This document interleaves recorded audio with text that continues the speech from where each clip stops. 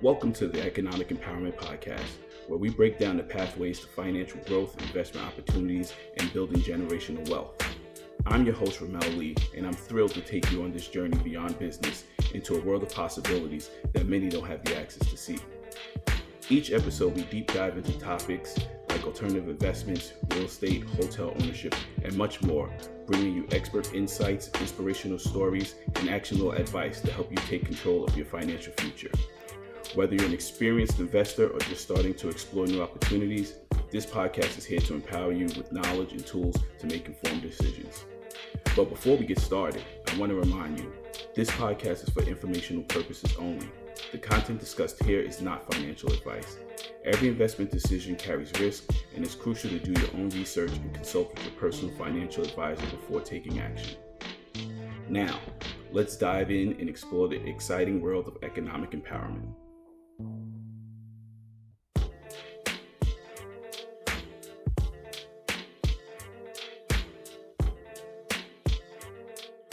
It's your host, Ramel Lee of RD Lee Capital Partners, and I'm here with Tom Beyer, founder of B Hospitality Advisors. So, Tom, tell the folks a little about yourself. Ramel, good to be here. Appreciate you having me this afternoon. Always good to reconnect, and I'm looking forward to sharing some wisdom with the audience today. So my name's Tommy Beyer. Been in the hospitality industry about 20 years now. I wear a couple different hats, which is pretty common for folks in this industry. So I'm a partner in a private real estate investment trust called Kingsbury Financial. And at Kingsbury, me and a partner have a few hotels that we own and are growing that REIT. And I handle all acquisitions and asset management for that REIT. And then, as you mentioned, I have my own asset management consulting firm. So with that firm, I have a handful of clients across the country that I help asset manage their portfolio. I've been in the business about 20 years, and I've kind of done everything from parking people's cars as a valet to being a general manager of a few different hotels. I was a VP of operations, so I oversaw about 15 hotels at one time, working for a management company. I've done business development for a management company. I've done financial analytics and budgeting. I've worked with groups that have sort of market caps that are publicly traded, groups that are 3 billion in size, to one-off owners who are brand new to the space. So I can kind of flex my skills and knowledge and make that match up to any different type of owner. Like I said, I'd say my strengths are on the operational side of the business, and then financial underwriting of deals, sourcing deals, helping people close on those, and then ultimately helping asset manage those. And I know we'll kind of get into that a little bit later, kind of diving into the world of asset management and what that means and how that's beneficial to an owner. But like I said, happy to be here with you. Appreciate the invite and looking forward to the conversation. No, thank you for joining us. And that wealth of experience and knowledge, I know I've personally leaned on myself, and we'll definitely be utilizing for our RDL Hotel Fund 1, and looking forward to it. So first thing I'll say is, can you explain what asset management is and why it's crucial for maximizing the value of a hotel investment? Sure. Yeah, it's a good question. I mean, I'd say if for people who aren't really familiar with the term, it may not be a term that you hear of a lot when you're just getting involved with hotels. But an asset manager role can function in a lot of different capacities. So usually you'll have an owner of a property, and then that owner may or may not have an asset manager sitting between them and the property at some level. So traditionally speaking, you'll have a hotel owner, though they may or may not have a third-party operator, or who's called a management company that manages the property, and then you'll have the property, right? So in some cases, I'll sit in between those two, right? most of the owners usually either have too many other things going on. They're either too busy, they have too many other businesses, or don't have the time to really focus on the properties. And that's where I would come in and hold the properties accountable. So an asset manager's role is to ensure that the property is generating as much revenue as possible, and saving on expenses. And ultimately, you're watching out for the property. You're looking out for the owner's best interest, right? So your goal as an asset manager is to optimize the value of that asset, and that can look like helping improve revenues, helping save on expenses, changing management companies, changing general managers, negotiating franchise agreements, negotiating management agreements. Can look like helping out with financing, working through renovations. So it's sort of an all-encompassing role. But again, at its simplest terms, the idea is to optimize the asset and to take care of the asset for the owner. And like I said, some owners have hotel experience, but they just don't have the time. Other owners don't have the time and don't have the hotel experience. So they may end up coming to me or somebody like me when they're at their wits' end and the property is in really bad shape. Or if they're smart like you, they'll hire me initially and say, look, I need your help. Let's get through this, teach me the business, and let's move forward and make sure that we're starting off on the right foot. Exactly, and like I said, definitely leaning on your experience and wisdom, and as well frees up my time to deal with the investors and investor relations, and making sure they kept up to breast of everything that's going on and comfortable with their investment. So definitely a valuable position on the team. So what are the most important key performance indicators, KPIs that hotel owners and investors should monitor to ensure profitability? Sure. So it's a really good question. And, so in the hotel world, there's a handful of acronyms. There's a lot of acronyms, right? They have to get used to, as there are in a lot of industries. But some of the basics are occupancy, right? So occupancy is pretty easy to understand, but its simplest formula is to say total number of rooms sold divided by total number of rooms available, right? So if you have a 100-room hotel and you sold 90 rooms last night, your occupancy was 90%, right? Pretty basic. The next KPI is your average daily rate, or ADR. And the formula there is dividing your room revenue divided by the rooms sold, right? So, if you made $10,000 in room revenue, right, and you sold 100 rooms, your average daily rate was $100, right?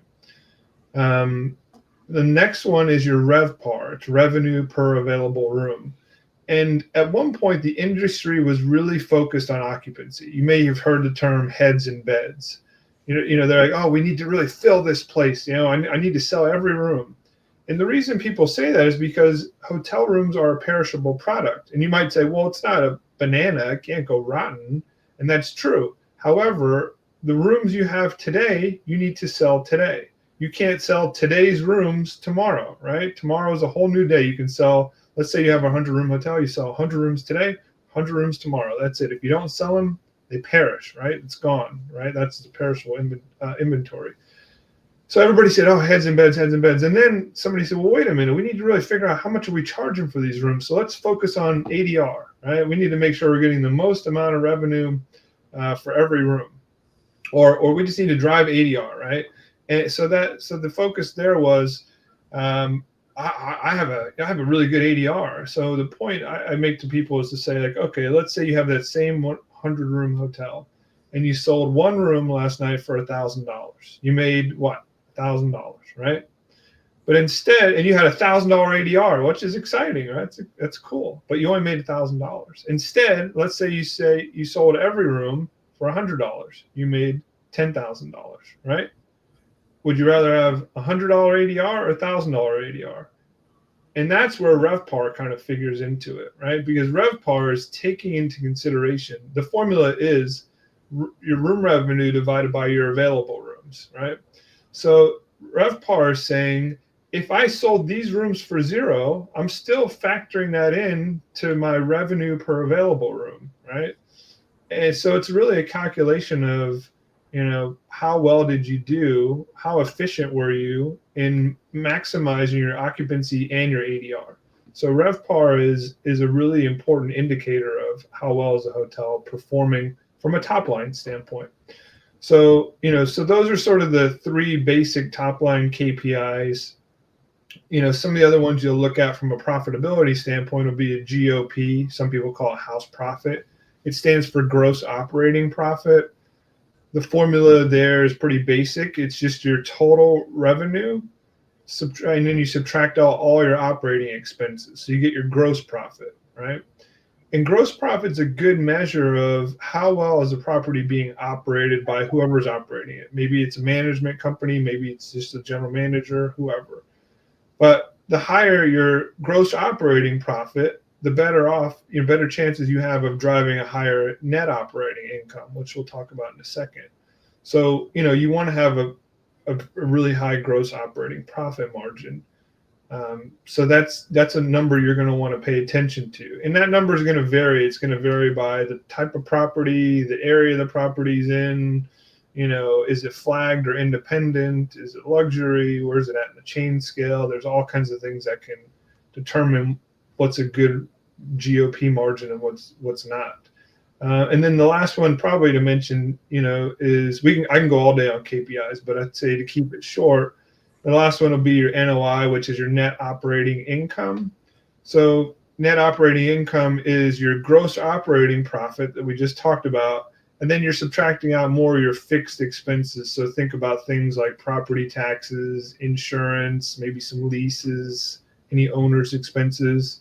That'll let you know what your NOI is, your net operating income. And you're probably subtracting out your FF&E reserves from that number too. And that's a better calculation of not cash flow, but how much profit is this asset making, right? So that's another sort of KPI to talk about. We could get into the weeds on cap rates and things like that, but I don't want to go too deep. Maybe we'll save that for the next one. We go, asset management 102 or something. Right.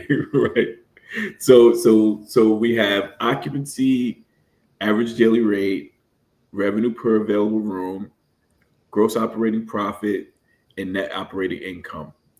How do hotel asset managers work to optimize revenue and increase profitability, especially in fluctuating market conditions?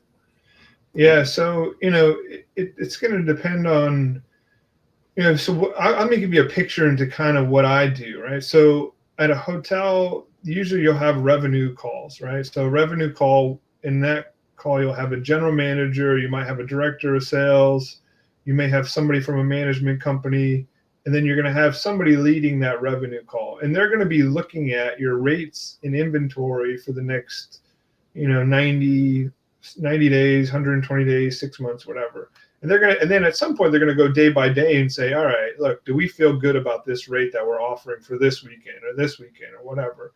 And as an asset manager, your job is to sit in there and not necessarily make comments after everything that's said, but it's to get a good feel for what's going on, what decisions are being made. Do you agree with those decisions? Do you not? And then you should step in, and my job is to challenge people where I feel like they're not pushing hard enough, or maybe they're pushing too hard, and you've got to kind of pull them back, or maybe they need to think about things in a different way.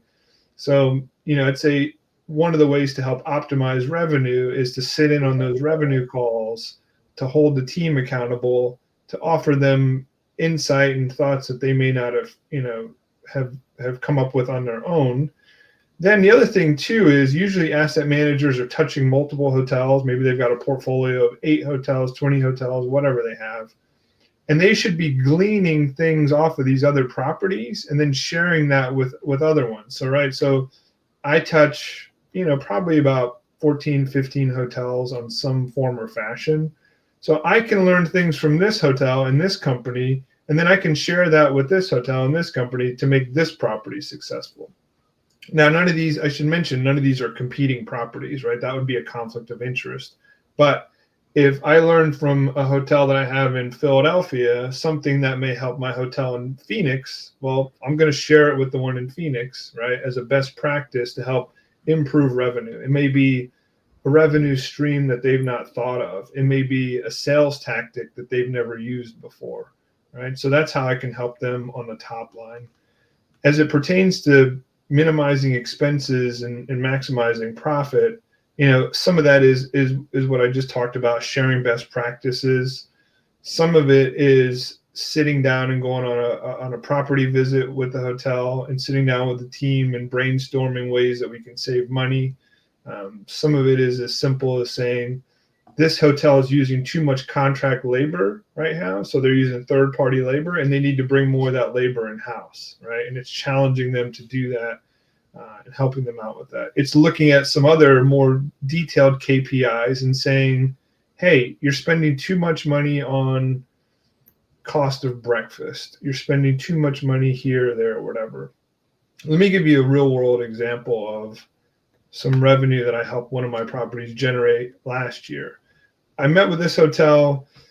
It's a small property in a historic southern market, right? It's a branded hotel, but it feels more independent. And I started to look at their competitors and I noticed that the competitors were all charging resort fees or some kind of service fee. Or they were charging for parking, but this hotel wasn't charging for any of that. And I said to the general manager who had been there 25 years, you ever thought about charging for this? Well, we can't do that. Nobody else charges for parking. And I said, well, some of them do, and most of them charge resort fees. She said, well, the brand won't allow it. So I went to the brand. I said, you know what? I talked to the owner. I said, hey, here's my idea. I want to charge $10 a day for parking. And she said, I love it. Let's do it. Because it's downtown. You're going to pay for parking anyways, right? Right. So went to the brand. The brand said, no, you can't do it. I set up a call with the brand. We pushed back. Anyways, long story short, we got it passed through. Now the hotel, and it's only 43 room hotel, but they're making like $7,000, $8,000 a month in pure profit off of charging for parking. And they haven't lost any business. It's just straight to the bottom line for this owner. So no, that was a great example. When purchasing properties, you're always looking to add value and increase the top line.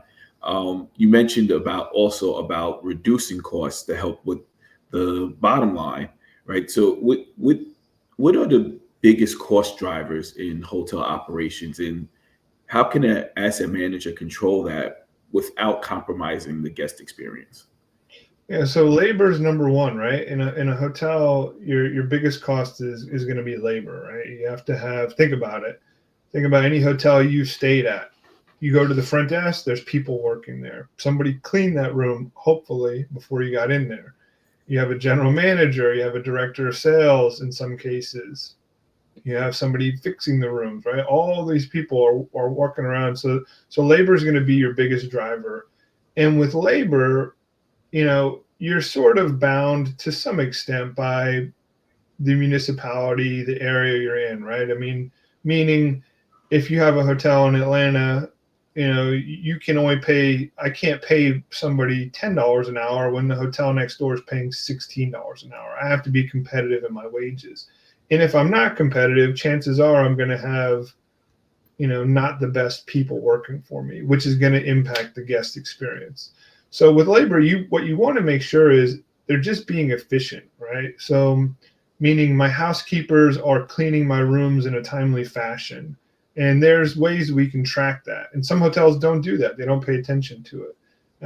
And that can get really expensive because the average housekeeper should clean a room, depending on the room size, in a full clean, right? Meaning you checked out, they're cleaning your room. Probably 30 to maybe 30 minutes, somewhere between 30 and 35. If it's a suite, it's going to be more.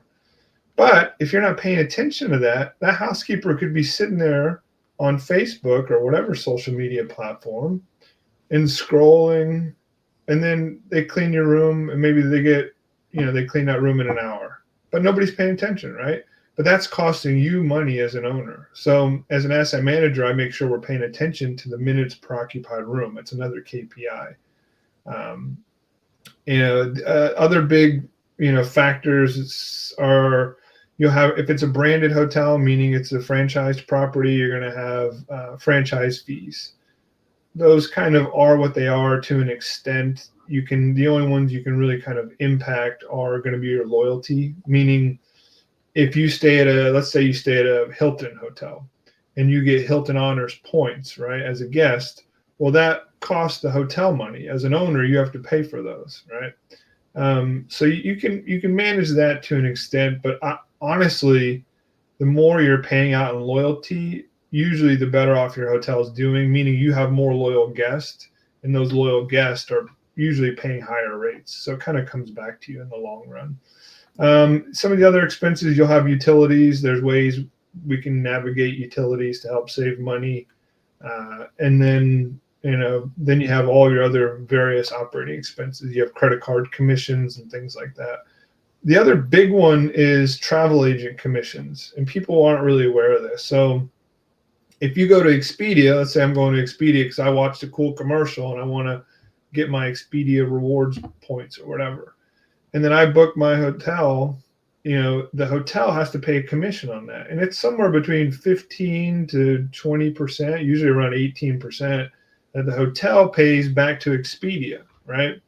So as an asset manager, you want to make sure that your hotel is not too reliant on that kind of business and is more reliant on driving business that comes directly to you through your website, which doesn't charge those high commissions. So there's a lot of ways to save money, but if you don't have somebody paying attention to it, all of a sudden your profit margins can get eroded pretty quickly.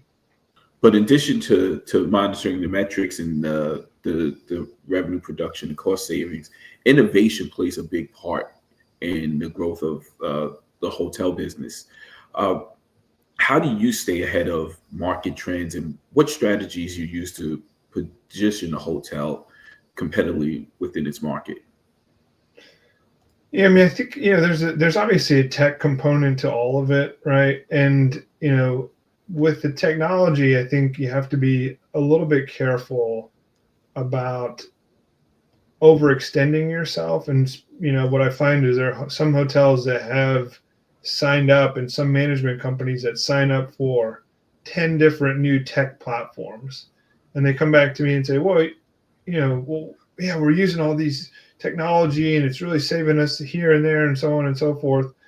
But they don't usually do that. Usually what ends up happening is I look at a profit and loss statement or a budget and I go, why are we spending $10,000 a month on technology at this property when we don't need to? And the general manager kind of sits there quiet, and the management company says, well, it's a corporate mandate. We use this at all of our hotels. And there are good tech tech platforms out there that can help you optimize your asset. I'll give you an example of one I think that's kind of interesting that came up recently. There's a company that has, you have a Roomba. Maybe you have a Roomba. You're at least familiar with the company, right? I've got a couple Roombas in my house. Well, this company has now made Roombas for hotel public spaces, meaning mainly for your corridors or even your meeting rooms, maybe a lobby. So what they do is, you've got this beefed up version, if you will, of a Roomba that's now going up and down the hallways, cleaning the hallways of the hotel. And it's important because as a general manager, it's a really an annoyance and a nuisance. Most of your housekeepers or housemen don't like to do that. They just don't do it. They like to clean their room. And you tell them, you usually say, hey, just take your vacuum and vacuum a little bit outside, and before you know it, we will vacuum the whole hallway. Well, 99% of them don't do it. And this machine is going to go up and down and clean it for you, right? And I think it cost about $1 per hour once you figure out what the lease was and all that. I mean, I can't pay anybody $1 per hour to clean my carpets, So I think that's a good example of innovation in tech that's helpful. Another thing that's come out, and it's not super recent, but more and more hotels are adopting it, is if you go to your app, let's say it's a branded hotel, you look at your app and it says, Mr. Lee, ready to check in, hit this button, get your mobile key, right? Your digital key. And now you have your key on your cell phone, right? So what you do now is most of the time, if you're okay with it, you'll probably just bypass the front desk and you'll use your key to log in. And what that's done is allowed you to have less front desk agents. So where in the past, maybe you always had two people at the front desk, you may not need that anymore because half of your guests are going to get their key on their phone and they're going to just walk right past and go up to a room. So, I think making sure your hotels are utilizing the latest and greatest tech is important. There are hotel technology conferences that I go to, but I'm really sensitive to making sure we're not overloading the property with too much innovation to where they don't have time to use it all, and you're just kind of wasting money. Now that's great, and the innovations you spoke on touch on cleanliness and convenience, the two most important things to a guest. So that's great. Um, what are the biggest risk hotel investors face today, and how can effective asset management help mitigate these risks? Ramel, there's no risk. It's all sunshine and unicorns and whoopee hats. Yeah. So there are risks, right? In the end of the day, you should understand you're investing in real estate, right? And when we think about real estate, the old adage sort of remains true, right? Meaning, you've heard people say location, location, location, right? So I've had people come to me and say, Tommy, I like this deal. And I say, okay, yeah, show me where the deal is. And I pull it up on Google Maps and I zoom out and then I zoom out and I find myself zooming. I'm like, where is this place? I don't know where this is. And the point of that is, like, when you're buying a hotel, one of the risks obviously is that you bought one in a bad location, but you can mitigate that pretty quickly by going on Google Maps. You can drop in, do street view. I mean, there's all kinds of things you can do without having to fly there anymore, and look at the area and say, what are my demand generators, right? So if you call it a 5 mile circle radius around most hotels, that's for the most part where most of your business is coming from. And the reason is, if you look outside of that, when you get outside of that, in kind of a normal area, there's another pocket of hotels, right? So people who are doing business closer to there are going to go stay at those hotels versus yours. So you want to make sure that your market's got multiple demand generators. So if you're an investor or you're trying to buy a deal, I always make sure that there's not only just one demand generator, that there's at least two or three, meaning I like a market that's got a little bit of leisure. It's got maybe some military, and then some business. That's, I think of Jacksonville, Florida. I really like that market because it's pretty heavy on leisure, but you've got some military bases, and then you've got all kinds of other businesses around there. So I think, staying in those markets is helpful, because otherwise there could be, let's say you bought a hotel near an army base. And what happened a few years ago? All the army bases started closing. They consolidated, right? Right. And what are you left with? So location is one. That's a risk. And I think, again, you can mitigate that by just doing your homework ahead of time. Another risk is that these brands, and I love them, but I hate them also. They just keep adding flags, right? Sure enough, as we're talking, there's a hotel conference next week in LA, and I'm sure somebody's going to come up with some new brand, and that sort of waters down what you have. So let's say I own, whatever brand it is. Let's pick on somebody. Let's say I own a Holiday Inn Express, right, which is an IHG brand, and then IHG decides they come out with this new brand called Garner, and then they come out with another brand and another brand. And what it does is it kind of splits the pie a little bit more. So the way to mitigate that is, doing your homework on whatever you're buying and looking around and saying, okay, what open flags are available? So if I'm buying a Hilton, a Hampton Inn, let's say, is anybody going to build a Spark near me? Or is that flag already taken? You can talk to the franchise reps or the brands and say, hey, what flags are available and that kind of thing. But you just want to, and you might say, or you should also look and see, is there any land, right? If I go into a hotel, I zoom out on Google Maps, I want to see how much green space is around there. So people like to do deals in Texas, but for the most part, if you're in Texas, you zoom out, you're going to see a bunch of green land. And what that does is it prevents your hotel from having as much appreciation, right? Because there's, people can go build next door to you for cheaper than you're going to sell them your hotel. Right. So, there's certainly a lot of risks, but there's a lot of upside if you buy the right deal at the right time in the right market. Oh, that's definitely. I mean, ultimately, right? It's real estate, so location, location, location, as the old adage goes. Um, how do you determine when and where to? We're talking about it being real estate, so obviously, maintenance and repair and renovations is a part of it. How do you determine when and where to invest in property renovations or upgrades to maximize the long-term value of an asset? Yeah, so there's a couple ways to look at that. Let's talk through two scenarios. One, you're buying a hotel, okay? If it's a branded property, it's going to come with what's called a PIP, which is a property improvement plan, right? And that's going to be coming from whatever franchisor you're working with, Hilton, Marriott, IHG, whoever. And this PIP is going to go line by line, and it's going to say, replace mattresses, replace light fixtures, replace carpet, all these different things. And then they're going to give you a timeline, and they're going to say you have to get it done in 12 months, 18 months, 24 months, whatever it is.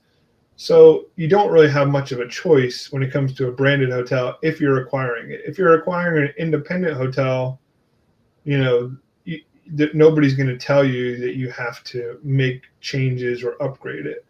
But I should take that back. The one person who's going to tell you are going to be your guests. So what I'll do a lot of times is I'll just go online and look at the reviews and just see what people are saying about it, right? The guests will tell you if they love it or they hate it. They're going to say the bed was very uncomfortable, the room smelled musty, the TVs were too small, whatever. So the guests are telling you right away, and you might say, maybe I should, if I spend, $100,000 on XYZ, I might be able to charge a little bit more money, right?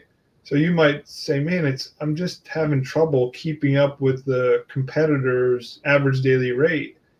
And that could be, or their RevPAR, let's say. And that could be because your hotel is old and tired and people are, just aren't going to pay you for that. I was telling a friend of mine earlier today, it's easy with a hotel. If you walk into a hotel and you don't like how it looks, how it smells and feels, you walk out of there and you go to the one next door, right? In other asset classes, that's a little bit more difficult, right? Because a hotel you're selling one night, usually one night by one night by one night. If it's a multifamily, it's a little harder to break my lease and to go to the next place and all that. So you have to be really competitive. Your product has to be competitive. And what you want to make sure you're not doing, now let's say we own the hotel, okay? Now we have to decide how often are we going to do some of these renovations. But again, the brand, if it's branded, the brands will tell you every 7 years you have to do a soft good renovation, meaning anything in the hotel that's soft, carpet, shears, drapes, beds, whatever, all that stuff. Every 7 years, you're going to have to replace it. And then every 14 years, you're going to have to replace the soft goods plus your hard goods or case goods, meaning furniture, right? So the brands are going to hold you accountable to that. They'll also do these things called quality assurance inspections. So they'll come out every 6 months or so, and then they'll give you a report on, what's gone well at the hotel or what you need to fix. So the brands kind of hold your hand and you hold your feet to the fire to some extent. But again, if you own it, and it's an independent, it's up to you to decide how often you want to change things and what you want to do. But you want to also kind of keep the end date in mind, meaning, you're probably not going to own this hotel for 50 years. You're probably going to own it in your investment horizon for 3 years, 5 years, 7 years, whatever, right? So what you don't want to do is you don't want to necessarily renovate and then sell, right? Because you want to be the beneficiary of that renovated, those dollars that you spent. Because if you sell it and it's not renovated, somebody's still going to kind of discount it based on the renovation that it needs. But Right. you'll see that with these large publicly traded REITs. What they do is, they'll sell all their hotels right before it needs a big renovation, right? Because they spent the money at some point at renovating. They got all they could out of it. The property started going back down like this from a RevPAR perspective. Boom, we're going to sell it, right? I've been in hotels where I definitely said to myself, yeah, they have a PIP coming up soon because this stuff looks very dated. It looks very last decade. And so, and it can be clean and convenient, but you have that old feel to it. It takes away from the comfort I know it's a mental thing, but it does. When it looks old, it feels less comfortable.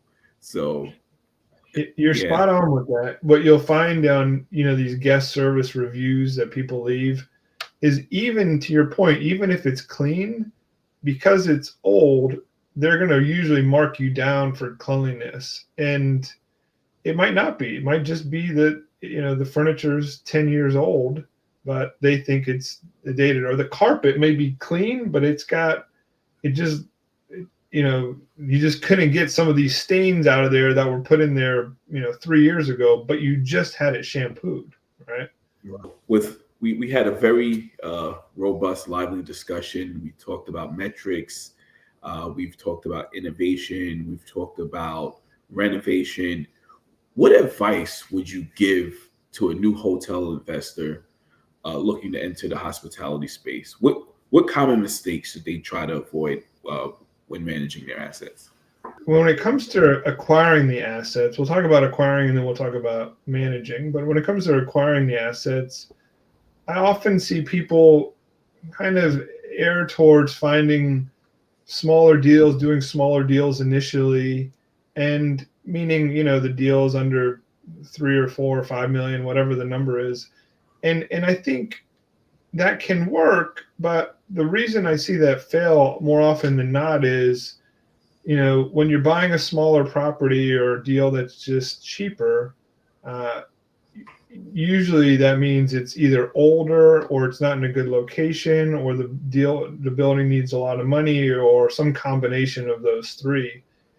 And then most of these folks don't mean to quit their W-2 jobs, right? So they're not going to quit their 9-to-5 job and go sit there and work in this hotel. They're buying it because they want it to be an investment, and they want to kind of use that as a stepping stone to move to the next hotel, which is fine. But in reality, you've got to pay somebody to go operate this thing. Because so I'll say to them, all right, that's fine. You want to buy this hotel? It's $3 million. Who's going to run it? Well, I'm going to hire a management company. I said, the management company won't do it. And they said, well, why not? And the reason is, the hotel, if it's $3 million, the hotel's making like $1 million in top line revenue. And the management company makes a percentage off of that, 3 or 4%. They're not going to work for $30,000-$40,000 a year. It's just too much work. So then they said, well, I'm just going to hire a really good general manager. I'm just going to pay them a little bit more. And I said, well, that sounds good in theory, but in practice, it doesn't work. And they said, well, why not? And my point is, I've been a general manager before. I'm not going to go take a job at a lower quality hotel for $10,000 more per year because on my resume, it looks bad, right? So, you find yourself kind of in a tough spot there. And I think from an acquisition perspective, sometimes people say, okay, this is how much money I have, and I'm going to back into the deal size. But if they would just say, all right, you know what, if I stretch a little bit, if I expand my network out, if I partner with this person, now we've got a 10 or $15 million deal. Now we've got a real asset, real kind of living and breathing, property that's generating good income. I can afford to pay people a good salary, get good quality people, maybe hire a management company. Now I've got something. And the other thing people forget about is let's buy this $2 million hotel, $3 million hotel, whatever it is. And maybe I do a little bit better with it. I got to sell it to somebody else who's kind of like an owner operator as well. And those people are looking for, the best deal they can find. And that's fine. But if you step up and you get a 10 or 15, $20 million hotel and you do okay, you improve the value of that asset, who you sell that to is a completely different buyer pool. Maybe it's institutional firms, maybe it's private equity, whoever, but people who have a lot more money and can afford to pay a little bit more for a hotel. So that's why I encourage people to do that. As it pertains to managing the asset, what mistakes are made. I think if they're going to hire a management company, let's say, I think so often they just go based on one or two referrals they receive, and they don't know any better to do some real due diligence on what firm they're paying, or they go with the firm that charges the least. And hiring the right management company, can make or break your asset, because these are the people that are in charge of the day-to-day, operations and making sure that everything is running smoothly. And if you hire the wrong one, and they don't pay attention, all of a sudden, you could find yourself in a really tough spot really quickly. So I think that's a mistake they make. And then look, I'm going to be selfish here. It's sort of a shameless plug, but I think another mistake, and we talked about this initially, is owners find themselves, they go down one path, right? Let's say we bought a hotel, we hire a company, it's not going well. Maybe it's going to go into receivership, or maybe it's in default with the brand or the lender or whoever. And then they're drowning, right? And they're raising their hand, say, hey, help me. And they reach out and they find somebody like me. And at that point, I've got to kind of use one of my 3 wishes on my magic genie bottle to try and, save this deal. But instead, if they realize, okay, look, I don't know enough about this industry, I'm willing to learn, but I need to hire somebody like you've mentioned smartly, I think, to say, hey, look, I need to partner up with the right person from the outset. I'm managing other people's money, and I also have an industry that I just don't know about. So I'm going to partner with somebody like Tommy or whoever, Davon, whoever. There's a bunch of people like this, and then they're going to help guide me and shepherd me through this whole process to make sure that I'm holding the hotel accountable. And if I've got questions, I've got somebody on speed dial that I can, call up and say, hey, what's going on with this? What do you think about that? And just bounce things off of. So, there's a lot of pitfalls out there, but, I'm biased. I think it's a great industry. I love hospitality. I love taking care of people. I love, making money off of hotels, but ultimately, serving the guests and taking care of the teams that work at the properties is super important as well. Well, yes, thank you so much for that. I mean, in this short period of time, you've given a lot of a wealth of knowledge, and your experience definitely shine through. So I want to thank you again, Tommy Beyer of B Hospitality Advisors, and thank you so much for joining me today. Ramel, it's been my pleasure. Thank you for having me. I look forward to working more closely together in the future, and we'll look forward to be back on for Asset Management 102, and we'll dive deeper into those KPIs. We will be discussing a deal that we've closed on. There you go. Sounds good. Let's do it. All right. Thanks a lot. All right. Take care. Take care.